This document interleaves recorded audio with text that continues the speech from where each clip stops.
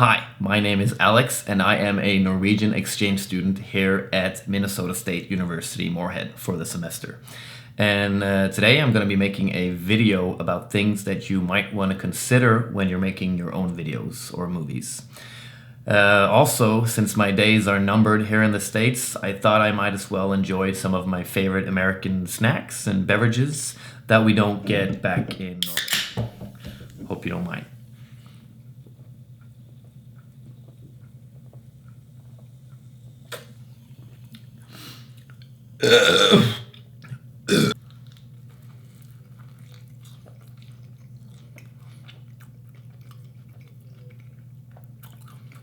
I actually tasted a corn dog for the first time ever for I think like 2 months ago, and I was like, wow, I was 26 years old. I had never tasted a corn dog, and it's really good. It's really solid. I can't believe we don't have it in Norway. I like to dip them in ketchup. I don't know. I think Americans do it in mustard, but I prefer ketchup. I think it's nice. It's like hot dog. Hot dogs deserve ketchup, and so do corn dogs.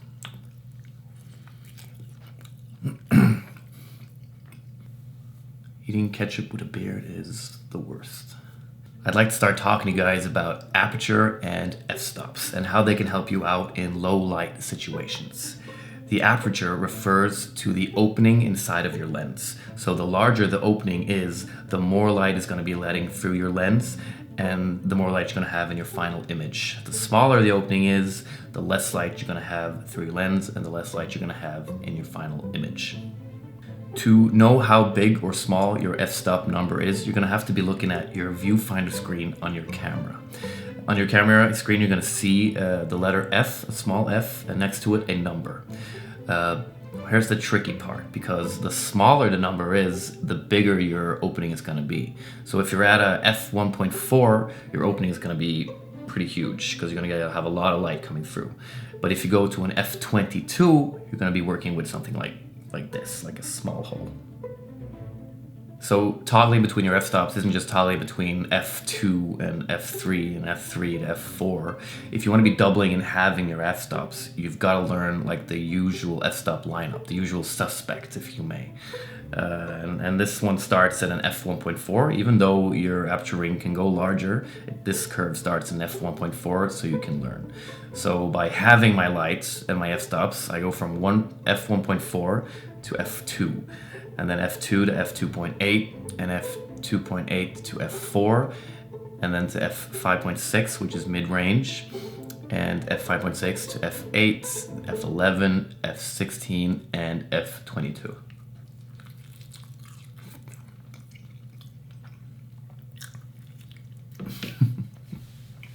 So what this means is that if, for example, I'm at an f2, and my image is sort of overexposed, and I need less light to be coming through my lens, I will have my lighting situation and my f-stop by pushing it up to an f2.8. The opposite of this would be if I was at an f22 and I need to double my lighting situation, I would push it down to an f16 and I'll get double the light inside my lens. If you're not in control of the light you're getting in your image and you don't want to be touching your ISO settings anymore than you already have, and you definitely don't want to be playing around with your shutter when you're shooting video, aperture is the way to go when controlling the amount of light that your camera is taking in or not taking in. But there are also other consequences to playing around with your aperture than just the amount of light that's coming into through your lens. But I'll get to that afterwards. Salt mirrors. I love these. Let's talk about focal length for a minute. The focal length is the distance between the lens and the image sensor when the subject is in focus, usually measured in millimeters. Who doesn't love the metric system? When purchasing lenses for your camera, you can choose between prime lenses or variable lenses. Prime lenses have a fixed focal length and cannot be zoomed in or out. But they're also cheaper in cost, and they often give you a sharper image. Variable lenses have variable focal length, which means they can zoom in and out from the bottom focal length to the top focal length on the lens.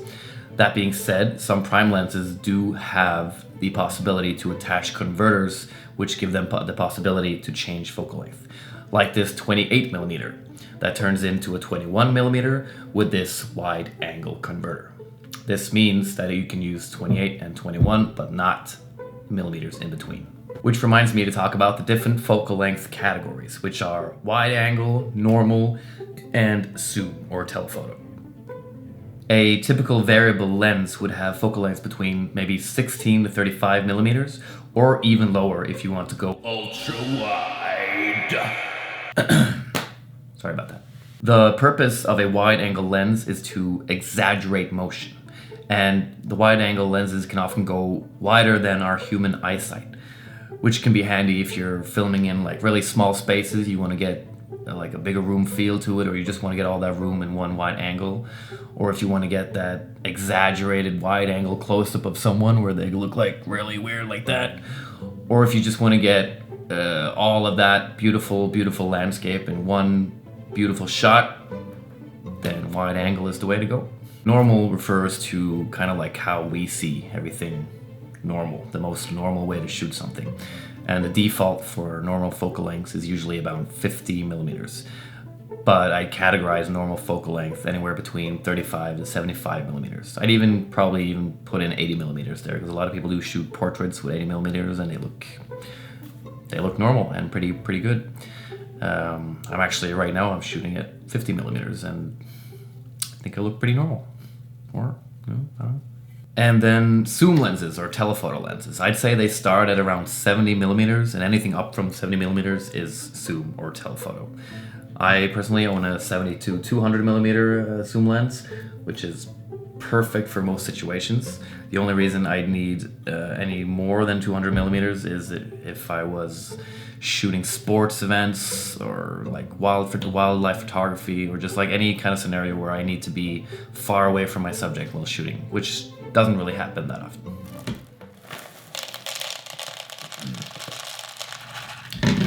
If you do a close-up of someone's face at 200 millimeters, you're gonna see that the motion in the background becomes kind of frustrated. And it kind of looks like the background is closer than it should be to the subject. Your subject's gonna be in focus. Your background is kind of gonna usually become blurry. But making your background blurry means that you kind of lose your depth of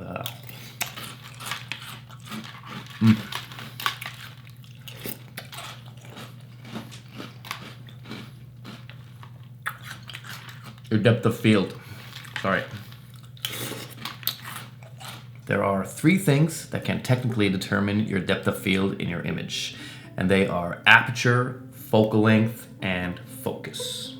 Remember I said there are also other consequences to playing around with your f-stops than just the light changing in your camera. There are also other consequences to playing around with your aperture than just the amount of light that's coming into through your lens. Well, here it is. The bigger your f-stop ring is, let's say an f2, the more light you're going to get in, but the less depth of field you're going to get in your image.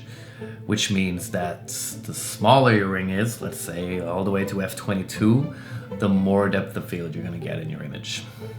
Same goes for focal length. Wide angles tend to give you more depth of field, and when you're zoomed in, you tend to lose that depth. You tend to lose your details in the background, and you gain this blurriness.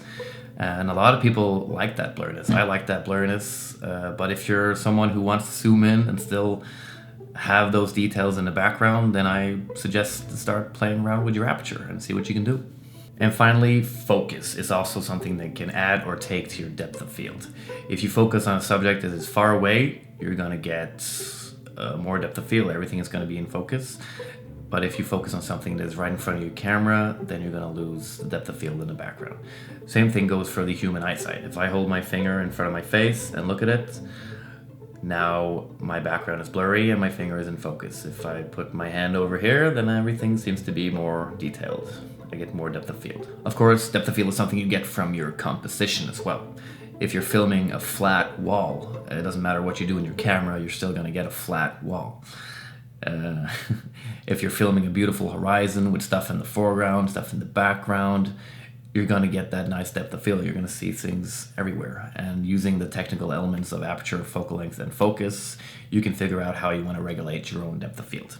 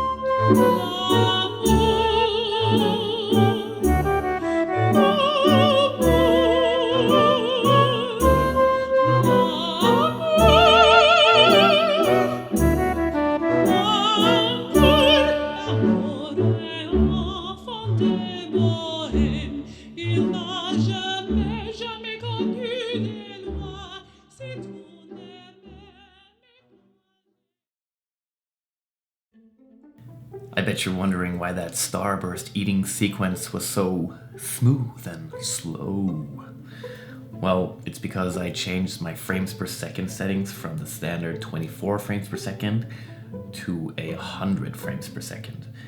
And I did this because I knew I wanted to slow the sequence down in editing afterwards. And this basically means that my camera is shooting 4 times as many frames per second. And when slowing down my video, I have more frames to work with in a second. This many frames per second, I can actually play every second at 1/4 of normal speed and still get that smooth motion. An important thing to remember when you change your frames per second, your FPS though, is that you need to change your shutter speed accordingly. So your shutter speed should always be double of what your frames per second are. So if I'm at 24 frames per second, I want to be at 1/48th of a second in my shutter speed. If I'm at 50 frames per second, I want to be at 1/100th of a second. And since I'm at 100 frames per second now, I want to stay at 1/200th of a second. If your FPS to shutter ratio is off, you'll either get too much motion blur, which means that your shutter speed is going too slow and you just see like blurry motions passing the camera. Or you'll get too little motion blur, which means your shutter speed is going too fast and all the movements you see won't have any blur, they'll all just be crystal clear, which means you won't get that cinematic effect, that natural normal effect that a lot of filmmakers strive to get. So try to keep your settings straight unless you have a reason not to.